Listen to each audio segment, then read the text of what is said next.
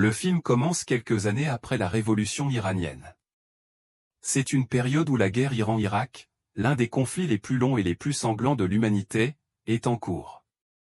En Iran, une jeune mère nommée Shideh est en conversation avec le doyen d'une faculté de médecine. Elle avait abandonné ses études en raison des troubles politiques et de son mariage. Shideh souhaite maintenant reprendre sa carrière afin de réaliser son rêve de toujours, devenir médecin. Cependant, le doyen déclare clairement qu'il est impossible pour elle d'être admise à l'université. La raison invoquée est sa participation active aux manifestations politiques lorsqu'elle était étudiante. Après cela, Shideh retourne dans l'immeuble où elle habite avec plusieurs autres familles. Elle avait laissé sa fille Dorsa sous la garde de sa voisine du rez-de-chaussée, Madame FQR. La vieille dame remarque que Shideh est émue en venant chercher sa fille. Elle enlace alors la jeune mère et lui dit de ne pas perdre espoir. Plus tard dans la soirée, Shideh met tous ses livres de cours dans un sac en plastique. Elle ne veut plus les voir, sachant qu'elle n'a aucune chance de devenir médecin. Parmi ces livres se trouve un manuel de physiologie que la mère de Shideh lui avait offert lorsqu'elle avait été acceptée à la faculté de médecine. Il contient même un message d'encouragement écrit à la main sur la première page. Shideh enferme le livre dans le tiroir de sa table de nuit, puis place la clé sur le dessus d'un placard. Peu après, son mari Iraj rentre chez eux après une longue journée de travail. Il est révélé qu'il est médecin et qu'il était en fait le camarade de classe de Shideh à la faculté de médecine. Elle lui raconte tout ce qui s'est passé plus tôt, en retenant difficilement ses larmes. Iraj lui montre de la sympathie mais suggère que, pour le bien de leur famille, il serait préférable qu'elle n'essaie pas de reprendre ses études. Ce commentaire offense Shideh, mais avant qu'elle ne puisse répondre, des sirènes d'alerte aérienne commencent à retentir à l'extérieur, avertissant de l'arrivée de missiles ennemis. Tout le monde se précipite vers la zone de sécurité désignée la plus proche. Quelques instants plus tard, Shideh et sa famille arrivent dans le bunker souterrain de l'immeuble. Leur fille, qui porte sa poupée préférée Kimia, se précipite immédiatement vers les autres enfants de l'immeuble. Elle murmure quelque chose à un garçon de son âge, qui lui tend une petite structure en forme de boule. Shideh, qui observe la scène, demande à Madame FQR qui est ce garçon. La vieille dame répond qu'il s'agit du neveu de leur propriétaire, arrivé à Téhéran il y a seulement quelques jours. Le lendemain matin, Shideh se réveille et voit son mari et sa fille discuter à la table à manger. La petite fille affirme qu'elle a entendu quelqu'un marcher dans la maison et pense qu'il s'agissait du djinn, un esprit maléfique. En entendant cela, Iraj console sa fille en lui disant que de telles choses n'existent pas. Il essaie également de lui remonter le moral en disant que sa poupée Kimia veillera sur elle pendant la nuit. Cependant, Shideh remarque que son mari tient une lettre dans sa main et lui demande de quoi il s'agit. Il répond que c'est une lettre du gouvernement et révèle qu'il a été mobilisé pour le front de guerre.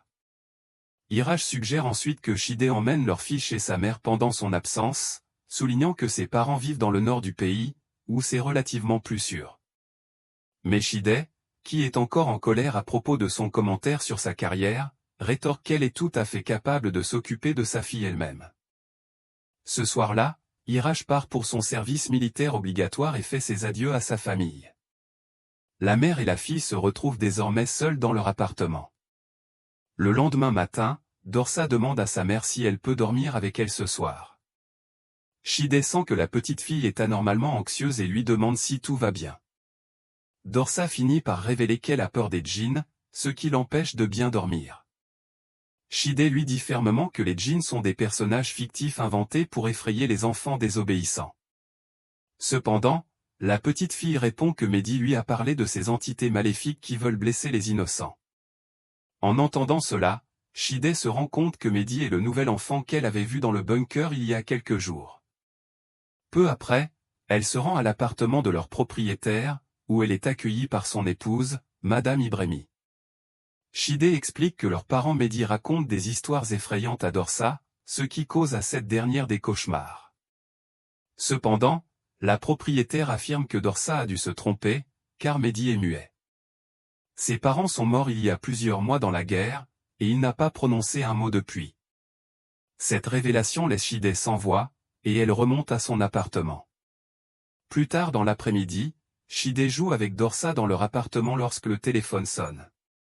Elle décroche rapidement et, à son soulagement, entend la voix de son mari à l'autre bout. Il lui raconte que les choses sont difficiles au front, mais qu'il va bien. Iraj lui demande également de se rendre chez ses parents dans le nord du pays, car il a entendu des rumeurs sur plusieurs missiles lancés vers Téhéran. Cependant, Shide refuse d'abandonner leur maison simplement sur la base d'une rumeur. Après l'appel, elle écoute les nouvelles à la radio concernant une éventuelle attaque sur Téhéran. Elle est continuellement dérangée par sa fille, qui est d'humeur joueuse. Shide tente d'ignorer Dorsa, mais lorsque l'enfant persiste, elle perd patience, jette la poupée de Dorsa et la gronde sévèrement. Toutefois, la colère de Shide se dissipe rapidement, et elle donne une pomme à sa fille pour se faire pardonner. Alors qu'elle s'apprête à déjeuner, tout l'immeuble commence soudainement à trembler. Inquiète, Shide dit à sa fille de la suivre et court rapidement vers les escaliers. Dorsa obéit d'abord, mais elle retourne chercher sa poupée Kimia, oubliée dans le salon.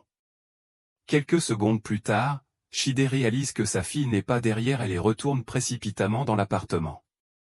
Elle trouve Dorsa inconsciente dans le salon et vérifie son pouls. Heureusement, la petite est vivante et reprend rapidement ses esprits, mais elle se met à pleurer de manière incontrôlable.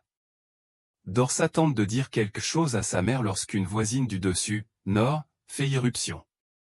Il s'avère qu'un missile est tombé sur l'immeuble, et le père de Nord est gravement blessé. Nord sait que Shide était autrefois étudiante en médecine et la supplie de l'aider. La scène change brusquement, et l'on voit Shide pratiquer un massage cardiaque sur le père de Nord. Elle fait de son mieux, mais ne parvient pas à le réanimer, et l'homme finit par succomber. Plus tard, les autorités iraniennes récupèrent l'enveloppe extérieure du missile sur le toit de l'immeuble. Shide confie à Madame FQR sa culpabilité de n'avoir pu sauver le vieil homme. En rentrant à l'intérieur, Shide remarque qu'une fissure est apparue dans le toit de son appartement. Elle réfléchit à ce qu'elle pourrait faire à ce sujet, lorsque sa fille tire soudainement sur son bras. Dorsa emmène sa mère dans sa chambre et lui révèle que Kimia, sa poupée préférée, a disparu. Elle affirme qu'un djinn a pris sa poupée lorsque le missile a frappé le bâtiment. Shide rétorque à nouveau que les djinns n'existent pas dans la réalité.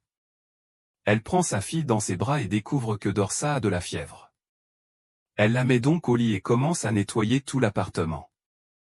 Cette nuit-là, Shide tient Dorsa dans ses bras, mais elle entend sa fille dans la pièce voisine. En regardant, elle voit qu'elle tient Kimia. Elle revient à la réalité et voit Dorsa tenter d'ouvrir la porte d'entrée en criant qu'un djinn est apparu de la fissure dans le toit et a emporté sa poupée à l'étage. Effrayée, Shide attrape rapidement sa fille et la ramène dans la chambre. Le lendemain matin, les choses deviennent encore plus étranges, Shide ne retrouve plus la cassette VHS de ses exercices d'aérobic préférés. Il reste peu de temps pour chercher, car Nord, la voisine, lui rend visite. Avant de partir pour le Kurdistan, Nord remercie Shide pour son aide et raconte les derniers instants de son père. Après son départ, Shide découvre la cassette endommagée dans la poubelle et se rend compte que Dorsa pourrait en être responsable. Cherchant Dorsa, elle voit l'enfant frapper à la porte du voisinage supérieur, effrayée. Shide l'attrape et l'emmène loin de la porte. Cependant, elle continue à crier que le djinn a emporté sa poupée à l'intérieur de cet appartement. Après avoir ramené sa fille dans sa chambre, Shide rend visite à Madame Ibrahimi. Elle lui remet le loyer de ce mois-ci et commence à discuter de sa fille. Madame Ibrahimi, une femme religieuse, n'hésite pas à dire que Dorsa pourrait être possédée par un djinn. Selon elle, ces esprits maléfiques voyagent d'un endroit à l'autre avec le vent jusqu'à ce qu'ils trouvent quelqu'un à posséder. Shide, sachant que la propriétaire a entendu sa fille frapper frénétiquement à la porte de l'appartement du dernier étage, explique que Dorsa délire à cause de la fièvre et imagine que sa poupée préférée est montée à l'étage. Cependant, Madame Ibrahimi ajoute que si un djinn s'empare d'un objet précieux, la personne devient marquée à vie. Ces esprits maléfiques les suivront partout s'ils ne retrouvent pas l'objet perdu rapidement. Malheureusement, ce n'est que le début des ennuis pour Shide et sa fille. Les locataires de l'immeuble commencent à partir les uns après les autres dans les jours suivants. Les FQR s'en vont à Paris, où leur fils travaille dans une banque privée, tandis que le propriétaire, Monsieur Ibrahimi, décide également de quitter l'immeuble avec sa famille. En l'espace de quelques jours, la mère et la fille deviennent les seules personnes restantes dans le bâtiment. Jusque-là, Shide refusait catégoriquement de quitter leur maison à Téhéran, mais maintenant que tout le monde est parti, elle change d'avis. Elle décide de rassembler leurs affaires et de partir vers le nord du pays, où la situation est relativement plus sûre. Cependant, Dorsa insiste qu'elles ne peuvent pas partir tant qu'elle n'a pas retrouvé sa poupée Kimia. De manière inquiétante, elle affirme qu'elle restera toujours malade si elle ne la retrouve pas. Sans autre choix, Shide accepte de rester jusqu'à ce qu'elle trouve Kimia. Elle commence alors à chercher partout, mais son irritation grandit face à sa fille pour avoir perdu la poupée. Peu après, Shide prend la clé de son tiroir de chevet et ouvre le casier inférieur. Elle y avait gardé le livre de physiologie que sa mère lui avait offert quelques semaines plus tôt. À son soulagement, le livre est toujours là, mais la poupée de sa fille reste introuvable. Cette nuit-là, la mère et la fille dorment dans le même lit pour la première fois depuis des années. Cependant, Shide se réveille en voyant une étrange apparition les regarder depuis la porte de la chambre. Elle se lève en sursaut et poursuit l'entité étrange, mais celle-ci s'échappe par la fissure du plafond du salon. Cet incident fait enfin réaliser à Shide qu'elles sont hantées par un djinn. L'après-midi suivant, elle recouvre la fissure dans le plafond du salon autant qu'elle peut avec du ruban adhésif. Puis, elle retourne toute la maison pour retrouver la poupée de sa fille, mais sa frustration ne fait qu'augmenter, car Kimia reste introuvable. Finalement, toute la peur et l'anxiété accumulées éclatent, et Shide crie sur sa fille. Elle la gifle même par frustration, et la petite fille lui mord la main en retour. Une petite altercation éclate entre la mère et la fille, interrompue uniquement lorsque toute la maison se met à trembler à nouveau. Elles ne savent cependant pas si c'est un bombardement à proximité ou le djinn qui secoue le bâtiment. Cette nuit-là, Shide monte sur le toit de l'immeuble et voit que le trou laissé par le missile n'est pas couvert.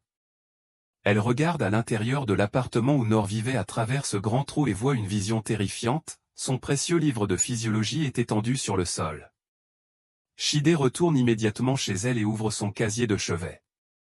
À son horreur, le livre manque, et à sa place se trouve le corps mutilé de la poupée Kimia.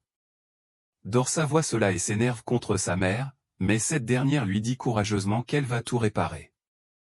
Elle recolle la poupée du mieux qu'elle peut et la donne à sa fille. Alors qu'elle s'en lasse, les sirènes de raid aérien retentissent à nouveau. La mère et la fille rassemblent rapidement leurs affaires, y compris la poupée, et se dirigent vers le bunker en bas. Soudain, elles sont attaquées par le djinn, qui a pris la forme d'un grand voile noir, appelé Chador en persan.